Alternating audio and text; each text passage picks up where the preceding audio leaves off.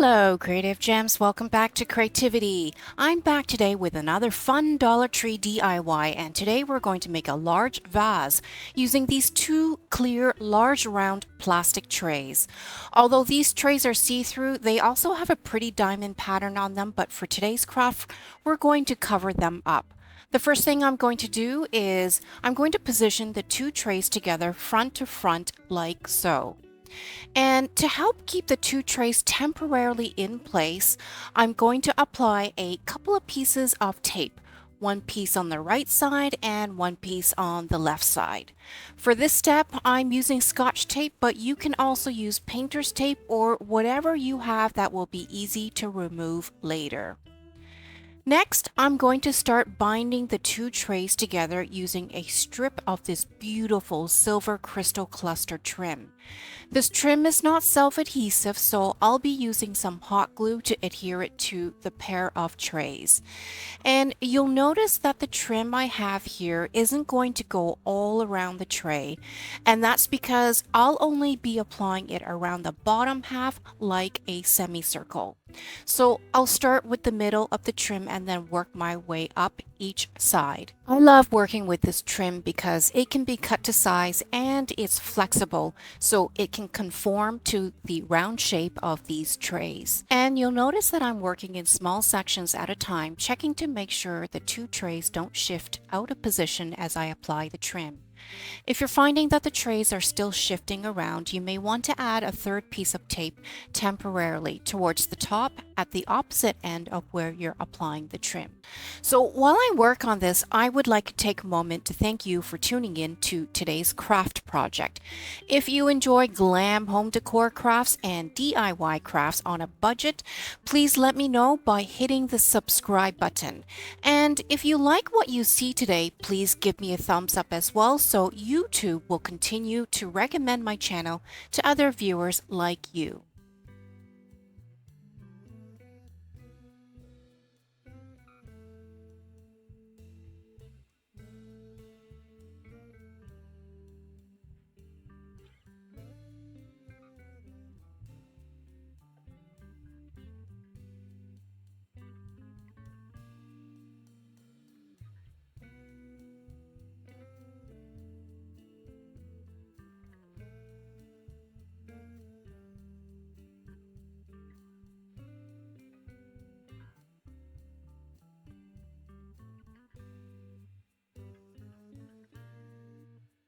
Okay, so we've got the trim applied, and now this will be the bottom of the vase. For the next step, we're going to have some fun with this pack of plain white tissue paper. What I want to do is cut this tissue paper up and cover the entire vase with it on both sides. And don't worry about cutting perfect squares of tissue paper. You can even tear them into small, uneven pieces if you prefer. And what I'm also going to do is crumple up the pieces of tissue paper because I don't want the tissue paper to sit completely flat onto the tray surface. What I want is the exterior of this vase to have some texture, so the crinkly effect is what I'm actually going for.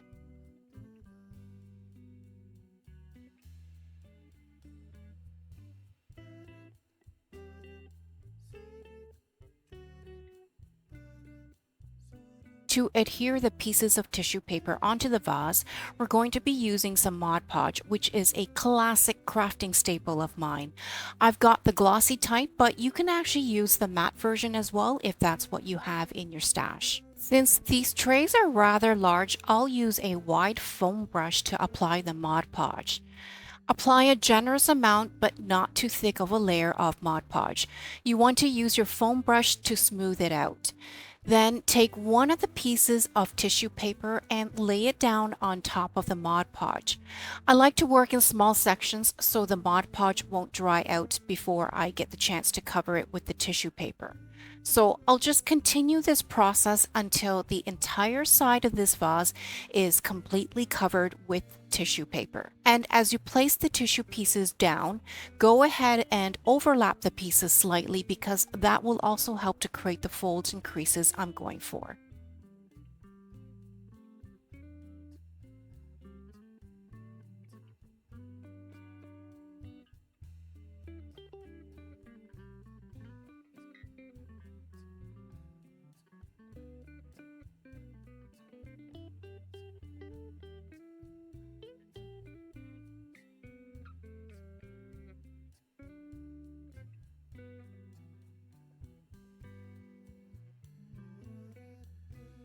When you get to the edges of the trays, I found that working with smaller pieces of the tissue paper and then using your fingers to shape them along the round edges actually worked the best. And while I work on this, comment down below with the words Mod Podge and let me know if you like to craft with Mod Podge. And if you do, I would love to know what types of crafts you have made using Mod Podge. For me, I have used Mod Podge to refinish old picture frames by giving it a more glossy, shiny finish. I have also used Mod Podge as a final topping on my faux marble shelves that I made using paint. And I also use Mod Podge as a sealant when working with glitter. Mod Podge is just so versatile, which is why I always keep a supply of it in my craft studio.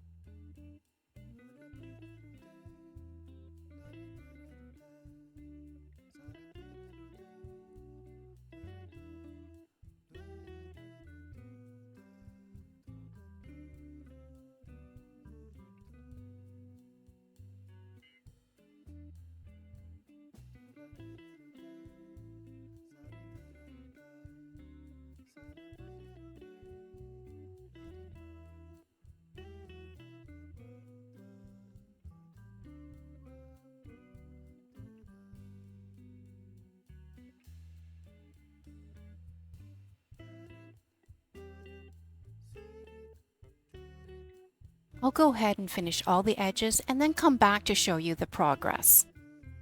So I finally have one side done and this is what it looks like. I'll need to wait a couple of hours for the Mod Podge to fully dry before I can apply a second layer. Okay, I'm back now and the Mod Podge has fully dried. You can see with one layer of tissue paper, you can still see through the paper. So what I'm going to do is go back in with a second layer of tissue paper, which will also help create more texture for our vase. And as you can see here, I wrapped my foam brush and covered the leftover Mod Podge with plastic so I wouldn't have to waste the brush nor the Mod Podge. It's a little hack that actually has saved me from having to continuously wash brushes or pull out new ones. In fact, comment down below with the words Mod Podge and let me know if you have any craft hacks that work for you when you work on your craft projects. I would love to learn from your crafting experiences if you have any tips to share. In the meantime, I'll continue applying this second layer of tissue paper and then I'll come back to show you what it looks like before we move on to the next step. Oh, and by the way, in case I didn't mention it earlier, when using Mod Podge, it goes on white, but it will actually dry clear. So if you were to make this vase but wanted to make a black one or a red one instead, you would follow the exact same process by applying the Mod Podge and you won't have to worry about the Mod Podge changing the color of your vase because by the time it dries, you'll only be able to see the color of the tissue paper you used to cover your vase with. Anyhow, I'll finish this side, let it dry for a couple of hours, and then I'll repeat the exact same process on the flip side so that both sides of the vase will have two layers of the crumpled tissue paper pieces applied.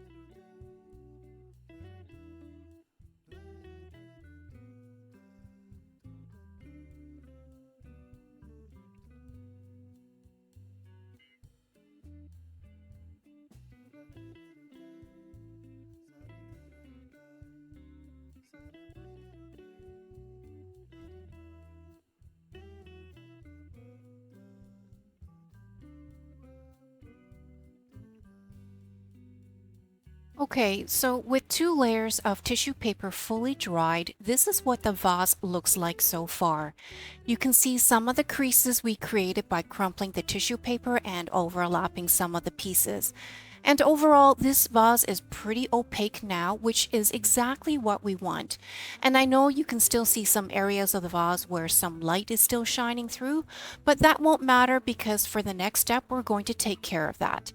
And I'll just flip this over so you can see the other side.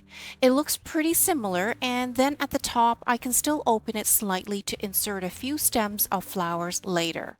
Originally, I was going to cut a small hole at the top, but I don't actually think I will need to. So let's go ahead and place this vase down and continue with the next steps, which will be to paint this entire area.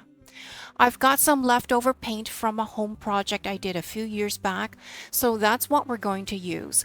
This paint is quite thick, so it will give this vase an opaque finish, which means when we're done, we'll no longer be able to see through it at all.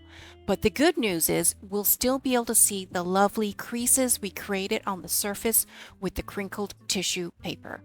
And while I work on this, I would love to know if this is the first time you are tuning into this channel, or if you are a regular viewer of mine. Either way, leave me a comment down below and let me know. And by the way, I'm always open for requests and suggestions on what home decor crafts you would like to see next on my channel. So feel free to drop me your suggestions down in the comment section as well.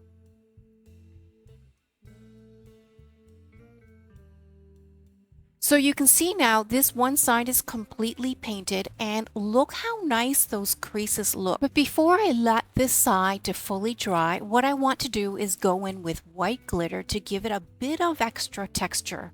All I'm going to do is sprinkle a light layer on top of the wet paint.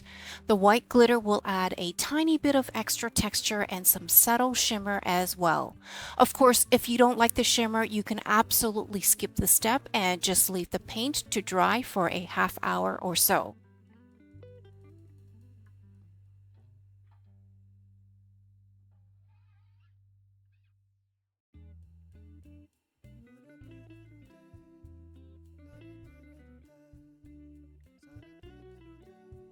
Once the paint has fully dried, I'm going to go back in with a final layer of Mod Podge to seal everything in place.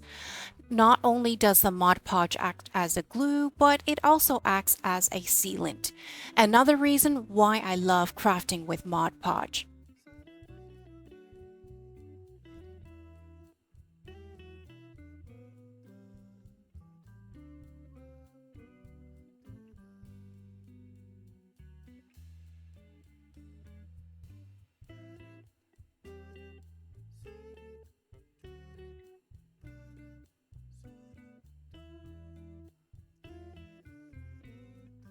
So while we let this dry for about an hour, we're going to continue with our next embellishment.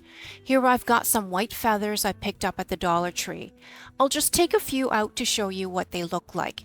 And by the way, Dollar Tree also sells these feathers in black. But for my white feathers, what I'm going to do is paint them a metallic gold color using my chrome paint marker. And I want to be as gentle as possible so as not to disrupt the shape and integrity of the feathers. And by the way, these paint markers also come in metallic silver as well as metallic bronze. And if you're wanting to stock up on any of these paint markers for your own crafts, I'll leave a link down in the description. These paint markers have a beautiful glossy, vibrant finish, and once they're fully dried, they're also permanent.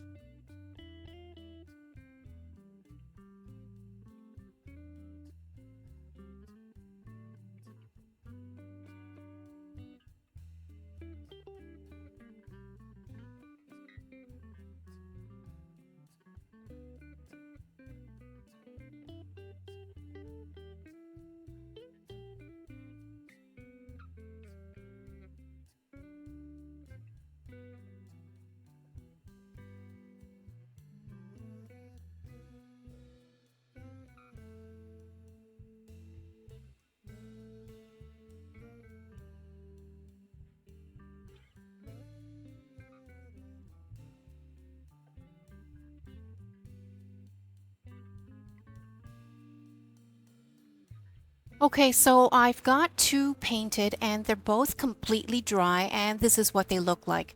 What I want to do is place them onto one side of the vase as an accent detail.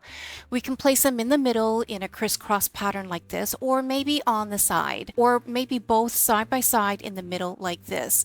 I don't know. I haven't really decided, so I'm just going to play around with a few different design possibilities. And then once I've decided on where to place the feathers, I'll secure them down onto the vase with just a tiny bit of hot glue. To make sure I don't make a mess on the vase, I'm actually applying a thin bead of hot glue on the quill of the feather where it will make direct contact with the vase.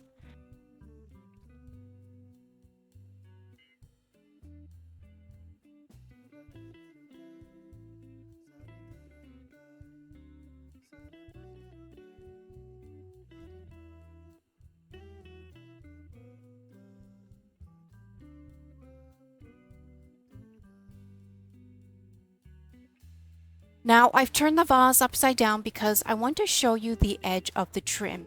It looks really messy as I have some gaps and some paint I also got onto the trim. So I'm going to clean that up, or rather hide the mess, by applying a string of these silver pearl beads. I love these silver pearl beads because they have a mirror-like finish, and it really goes so well with a lot of my silver and mirrored home decor. They used to sell these at the Dollar Tree along with the gold ones, but I actually haven't seen these at my local Dollar Tree in a very long time.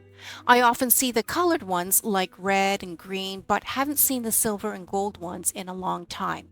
So if you're also having trouble finding these beads as well, I've got great news because they sell these online as well. And if you want to stock up for your own craft projects, I'll leave a link to these beads alongside my list of favorite craft embellishments down in the description box.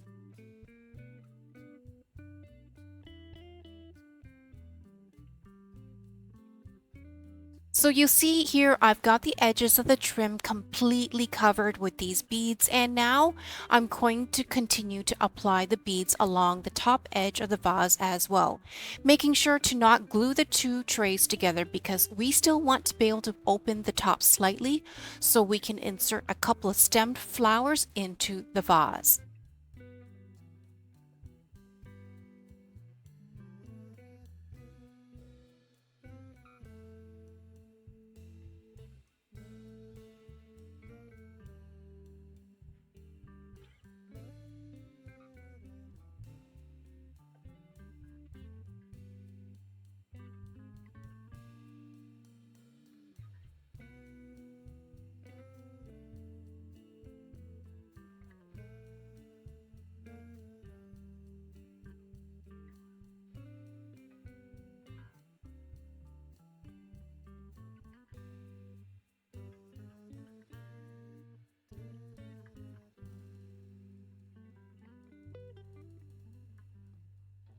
So with the beads applied, I think it has given this vase a much more finished look.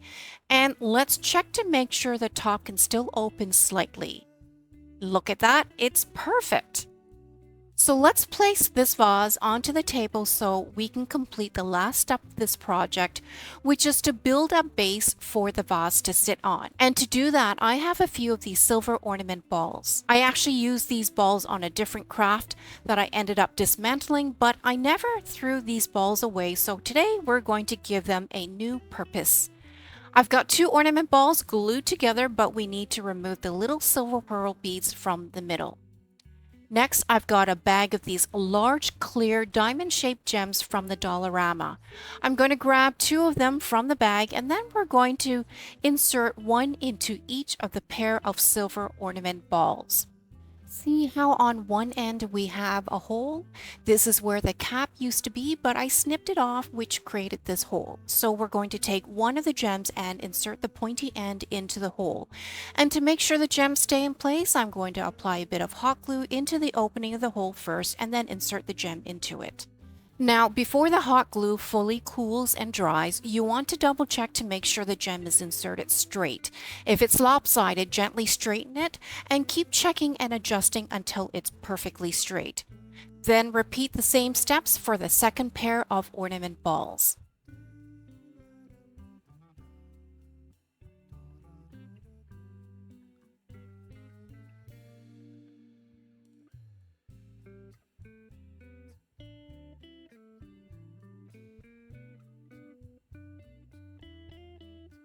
Once the hot glue has completely cooled and dried, the gems should be set securely in place. And now we're going to go back in and give it a little necklace by applying a short strand of the silver pearl beads around the collar like so. This is purely for aesthetics to cover any hot glue mess between the gem and the ornament ball.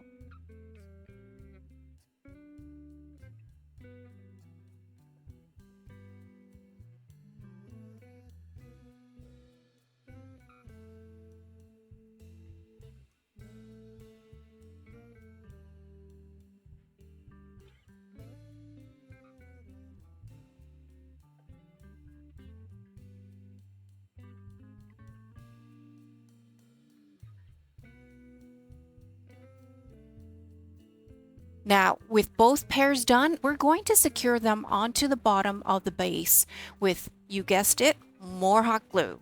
Here I'm applying the hot glue in between the two silver ornament balls where there is a little dip. Then I'm going to place the vase onto it, making sure that the feathers are centered because the second pair of ornament balls will go on the other side of the feathers.